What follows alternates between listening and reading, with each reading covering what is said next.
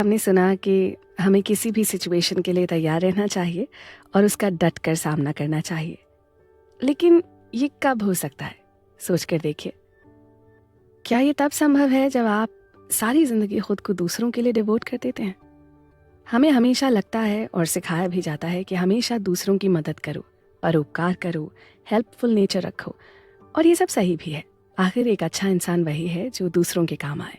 लेकिन इन सारी चीज़ों और बातों में एक चीज़ जो हम अक्सर भूल जाते हैं दुनिया में, और वो दुनिया में किसी भी चीज़ से ज़्यादा ज़रूरी है, आप खुद। वो इंग्लिश कहावत तो आपने सुनी ही होगी, चैरिटी बिगिंस एट होम। और इस संसार में घर शुरू होता है हमसे, यानी हमारा दिमाग, हमारी बॉडी, हमारी सराउंडिंग्स। इस सीरीज़ में, जो कि समरी है पीटरसन की किताब 12 रूल्स ऑफ लाइफ की, आज हम बात करेंगे हमारे अपने बारे में। सबसे पहले ये कहावत आपको उल्टी लग सकती है। आखिरकार क्या ये नहीं कहा जाना चाहिए कि दूसरों से वैसे ही प्यार करें जैसे आप खुद से करते हैं? लेकिन जबकि ये निश्चित रूप से कॉमन एक्सप्रेशन है, ये हमारे उद्देश्यों के लिए ऑपोजिट है, क्योंकि अक्सर हम अपने लिए कम, दूसरों की देखभाल करने में बेहतर ज़्यादा होते हैं। और ऐसा इसलिए है क्योंकि हम अक्सर अपनी खुद की कमियों के बारे में ज़्यादा अवेयर होते हैं, और ये अवेयरनेस सेल्फ हेट का कारण बन सकती है। इस एपिसोड में हम बात कर रहे हैं केओस और ऑर्डर की। पीटरसन ने इंसान की हैबिट को समझाने के लिए एडम और ईव की बाइबल की कहानी का इस्तेमाल किया है। उन्होंने इसके थ्रू इंसान की सेल्फ कॉन्फिडेंस और सेल्फ शेमिंग के बिहेवियर के बारे में बताया है।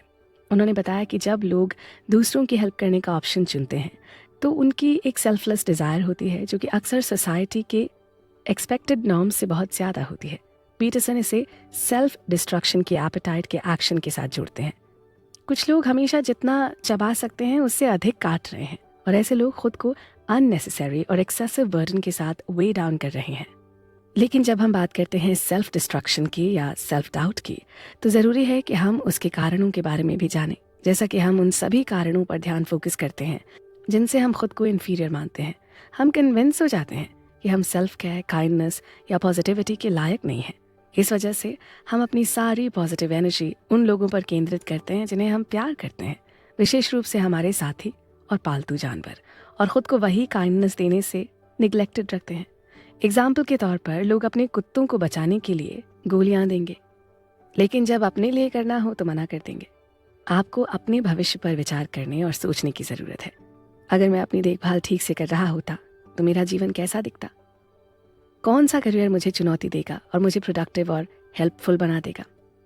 अगर इस बात को हम और ज़्यादा अच्छे से समझने की कोशिश करना चाहें तो हम ईडन गार्डन की कहानी को देख सकते हैं।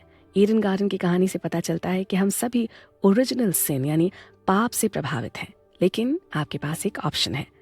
आप या तो स्वर्ग की तलाश कर सकते हैं या नर्क में घसीटे जा सकते हैं। हाँ, आपका स्वभाव शर्मीला, पापी है, लेकिन भगवान के लिए बस थोड़ी सी कोशिश करें। अपनी सेल्फ पिटी से बाहर निकलने के लिए, या कहें कि हमारे पिटीफुल होल से बाहर निकलने के लिए, हमें दूसरों का वेट नहीं करना चाहिए, क्योंकि हमें उसकी कोई ज़रूरत नहीं है। इसलिए इंतज़ार करना बंद कीजिए। सीरीज़ के अगले एपिसोड में हम इसी बारे में और बात करेंगे कि